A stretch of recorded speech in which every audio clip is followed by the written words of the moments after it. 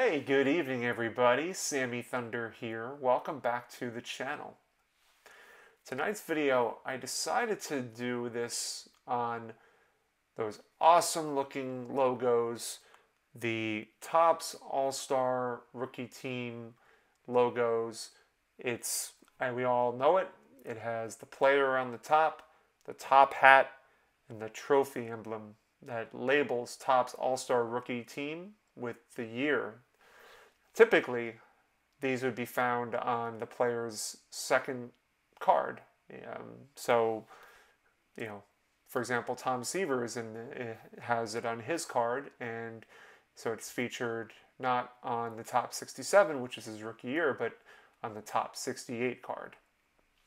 And got me thinking, if you would think that a lot of the Hall of Famers and superstars that we know today, the legends, some of the biggest names, would have that on their card. But prime example, I'm going to show you the first card here. One of my favorite cards in my collection is the 69 Nolan Ryan. And you're probably asking yourself, why doesn't Nolan Ryan have it? He was great, wasn't he? Why wasn't he considered the Topps All-Star Rookie Team? And really, if you know the story of Nolan Ryan, I don't want to make this a Nolan Ryan video, but if you know the story of him, he really didn't come into his own until he went to the Angels. And it was the pitching coach for the Angels that really turned him completely around in a 180, and he became the legendary story that he is, or that we talk about today. Not to say he didn't have great fame and fortune with the Mets, because he did obviously won a World Series with them and contributed towards that, but not to the same degree like the rest of his career. His resume obviously speaks for itself. But nevertheless, how the Topps All-Star Rookie Team came to be was started in the 1960 set, and it was selected by the Youth of America. And so the first card I'll show you, let me pick it out from here,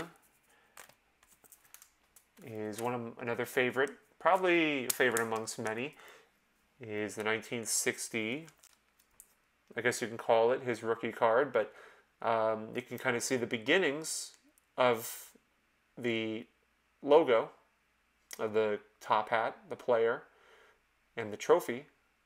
But obviously this is in the infancy stage. And selected by the Youth of America, Willie McCovey, Topps All-Star Rookie. He was the first baseman selected. And like picking an all-star team in general, the way the Topps went about this was that I guess they surveyed, I'm not 100% sure if they did this every single year, but they would get position players, first base, second base, shortstop, third base, outfielder, and catcher. And they would also pick a right-handed pitcher and a left-handed pitcher. And so Willie McCovey, for the inauguration year for this Topps All-Star Rookie Team, was the first baseman. Just take a second and look at it again. Really, I mean, good colors choices, the green and yellow.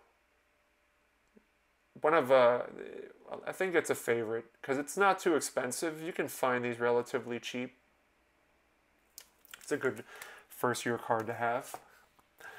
But yeah, the 1960 set was the kickoff year. Next one I'll show you. You'd be surprised. Good solid player, not a Hall of Famer. And that is the Topps 1964 card of Pete Ward. And you can kind of see that they've been kind of developing this. Obviously, there are some other cards between 60 and 64, but they've been kind of developing this whole concept, and they show the year, All-Star Rookie, and top hat, and the player.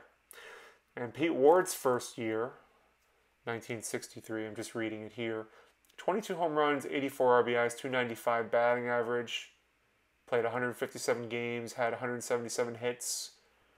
I don't know much about Pete Ward's career, but clearly picked for the third base. I guess they classified his first year as 1963. So he was the third baseman selected. So it's pretty cool to have that on your resume. So again, I don't know much about Pete Ward's career after that, but it's kind of cool to have that on your card. Now the rest, I would say -1. These are all Hall of Famers.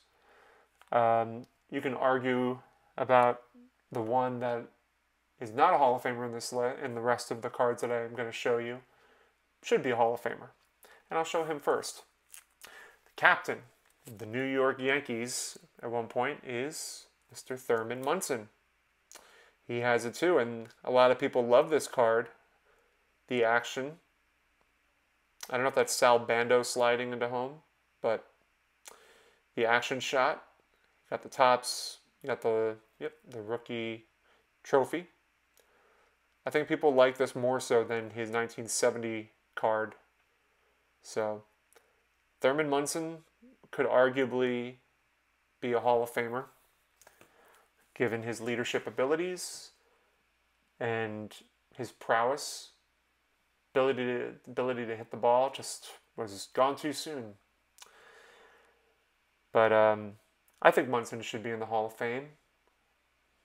He was a phenomenal player, and every baseball player that talks about him and every fan that talks about him has nothing but great things to say. So, yeah, Thurman Munson is part of the Topps All-Star rookie squad. Next one I'll show you here is Mr. Rod Carew. Great looking card of his here from 1968. His first year card. Obviously, high number from the 1967 set. And here it shows he's part of the Topps 1967 All-Star rookie. Second base for the Twins. And Rod Carew obviously became one of the greatest players, one of the greatest contact hitters. And really had, like it shows on the back, his first year, 150 hits, 8 home runs, 51 RBIs. He was not known for being a home run hitter, but a good contact hitter, 292 batting average. So, great first year. And we all know, if I'm not mistaken, Rod Carew became the richest, the most highest paid athlete in 1980, where his contract was renewed. I think he earned $1 million that year. And I can't remember what the details are with that contract, but I remember reading a list year by year of who was the highest paid athlete, and Rod Carew, I think, earned the most in 1980. Last two that I have to show you is another favorite amongst collectors, arguably the greatest catcher to play the game, is none other than Johnny Bench. And here is his Topps 1968 All-Star Rookie Team trophy on his 1969 Topps card. And I think a lot of people they love the action. They love the action pose. Kind of cool to not see him wear a cap here. And I want to say this photo was probably taken during spring training, but we all know what kind of career Johnny Bench had. Great two-way player, or just a great defensive player. Could hit the ball for power. So his first year in the big leagues, he had 15 home runs, 82 RBIs, 275 batting average, 155 hits, 40 doubles, and played 154 games. So that is Mr. Johnny Bench. Great two-way catcher, both defensively and offensively. And a lot of people would probably put him up there as one of the greatest catchers, or if not the greatest catcher to play the game. And finally, my favorite, probably one of my top 3 favorite pitchers to collect. I think y'all can expect where I'm going with this. It's Mr. Tom Sver, 1968 Topps card. He is also, like Rod Carew, was part of the 1967 All-Star Rookie, selected by, I'm guessing, the Youth of America. I don't know if they continued that, or if this was selected by maybe the people of Topps. But in his first year with the Mets in 67, he went 16-13 with 2.76 ERA, 170 strikeouts to 78 walks. That is just under a 2-to-1 ratio for a rookie. I think those are pretty good numbers. And, you know, again, for those that can't afford his 1967 Topps card because it's a high number and it's also, just up there in price, this is a very good alternative. You can find these rather easily for a good price, definitely on eBay or Facebook groups, but that's for another conversation. Tom Sver, greatest Mets pitcher to play the game. Also one of the greatest pitchers to play. One of my favorite things about him, and my dad tried to teach me this when I was in high school, is to drop my my back driving knee as low as possible, like Tom did. You know, his whole delivery was keeping his body as low as possible from his knee practically hitting his right knee, hitting the dirt on the mound as he was going through his motion.